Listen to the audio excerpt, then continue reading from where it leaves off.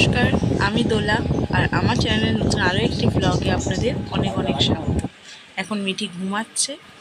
চলুন আগে ঘর বাড়িগুলো একটু মুছে নিই। প্রত্যেকটা দিন ঝাড় দেওয়ার সময় পাই না, সকালবেলাও উঠে যায়।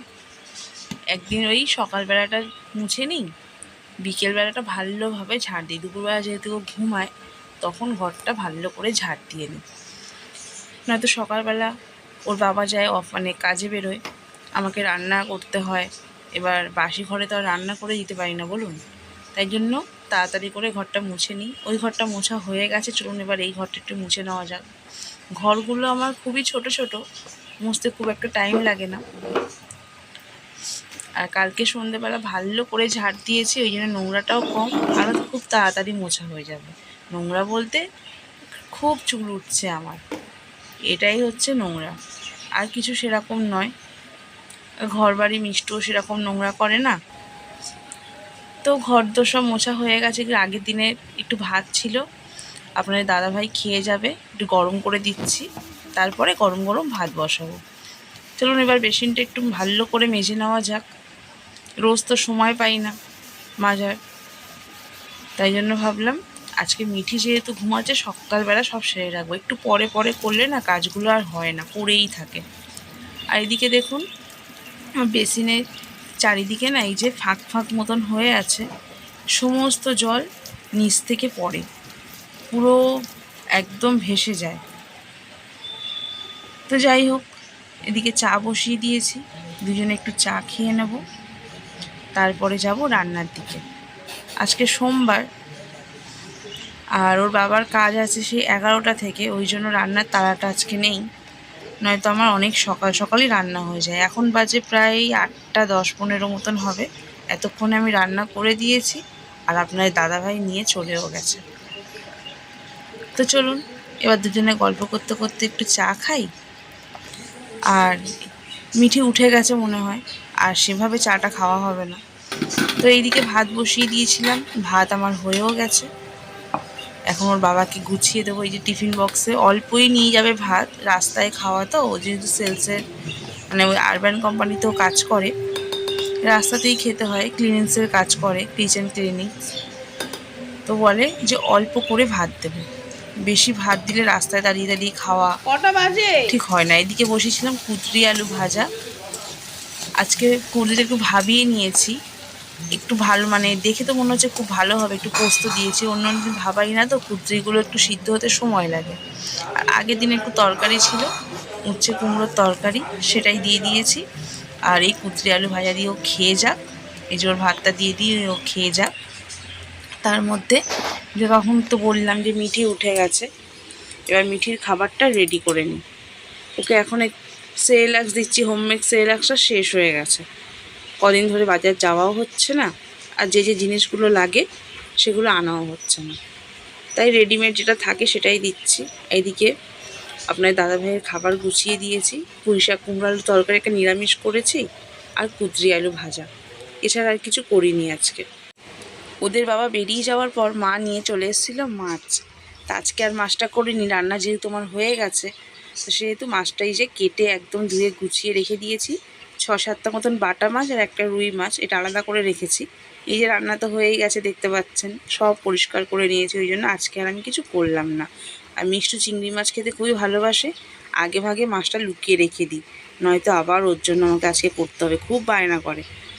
তো আর ও চলে এসছে, মিষ্টু স্কুল থেকে চলে এসছে, তাই ভাবলাম কালকে রাতে যে আলুর পরোটা বানিয়েছিলাম, কিছুটা রেখে দিয়েছিলাম ডো, আর এই যে পুরটাও ছিল, তা ওর জন্য 2 পিস করে দিই, 2 পিসই করার মতো রেখেছিলাম স্কুলে করে দেওয়ার জন্য, বানিয়ে দেওয়ার জন্য। আজকে আর সময় হয়নি, ওই জন্য আর স্কুলে বানিয়ে দেওয়া হয়নি। তা বলেছিলাম মাম্মাম তুমি যাও, আমি আসলে তোমায় করে দেবো।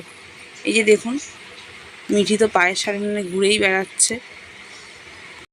আমি যদি এখানে কিছু করি, ওকে কোলে নিয়ে করতে হবে, নয়তো কিছু একটা ওর হাতে দিতে হবে, নয়তো এরকম পায়ের সামনে জড়িয়ে ধরে কাঁদবে, কোলে নাও, এটাই হচ্ছে ওর কথা আর কি। তো চলুন এখন মিষ্টুকে ঝপঝপ করে টিফিনটা করে দিই। আজকে ও সেরকম স্কুলে খায়নি মিড ডে মিল, ওর বাবা একটা বিস্কিট কিনে দিয়েছিল, তা কি আর পেট ভরে বলুন। তো এই যে একটা আলুর পরোটা প্রায় হয়েই গেছে, আর একটাও ঝপঝপ করে নিই। এটা আলু আর পনিরের পুর দিয়ে করেছি, আলু পনির একটু ক্যাপসিকাম এই দিয়েই করেছি। আর একটু ওর জন্য বেশি করে একটু চিজ দিয়েছি, কালকে রাতে করে দিয়েছিলাম কিন্তু বেশি চিজ দিইনি, তাই বললো মা একটু বেশি করে চিজ দেবে, তাহলে খেতে না আরও ভালো হবে। তো চলুন একটু ভালো করে ঘি দিয়ে বেশি করে চিজ দিয়ে মেখে নিয়েছি। আর এই দেখুন না ওর অবস্থা। আর এটা হচ্ছে দুপুরবেলা।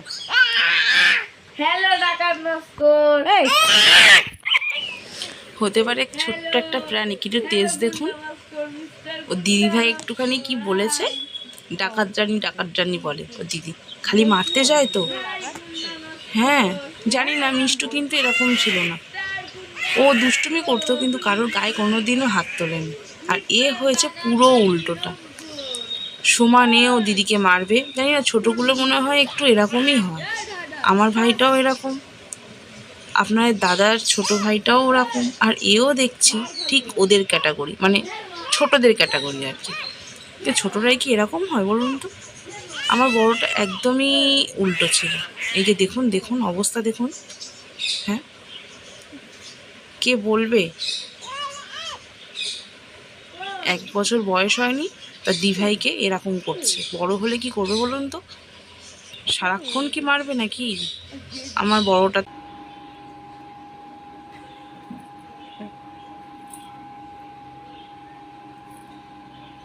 ফোনে দেখার চেষ্টা করে কে, আমি যে ওর ভিডিও করছি ও তো আর বোঝে না, ও খালি উঁকি মেরে দেখবে কে তা কে তা। নামে না পড়ে যাবে তো। আচ্ছা, একাই উঠবে চেয়ার থেকে, একাই নামবে, এত দুষ্টু দুষ্টু দুন্তু। কে তা? এটা তো মিঠি। আয় দেখো ও দেখবে, এই দেখো কে তা। কেউ নেই এদিকে, সবাই ভিডিও কল করে না, কথা বলে, ও ভাবছে সেটাই। হ্যাঁ কেউ নেই তো। যাও তুমি চেয়ারে ওঠো, দিদা ডাকছে। উঠবে না এখন, চেয়ারে উঠবে না? হ্যাঁ, আমার এখনো জামা কাপড় কাচা হয়নি, কেচেছি, একবার ধুয়েছি, ব্যাস উঠে গেছে। তাও আজকে দুপুরবেলা অনেকক্ষণ ঘুমিয়েছে। আর আমাদের তো এখানে দোল্লা মাথার জায়গা নেই, ওর দিভাই এই ওড়না দিয়েই বানিয়েছিল, কিন্তু এই যে ছিঁড়ে গেছে। আর ও বসার চেষ্টা করছে, বসতে পারবে না বাবা এখানে। চলো দেখি ঘরে যাই, চলো।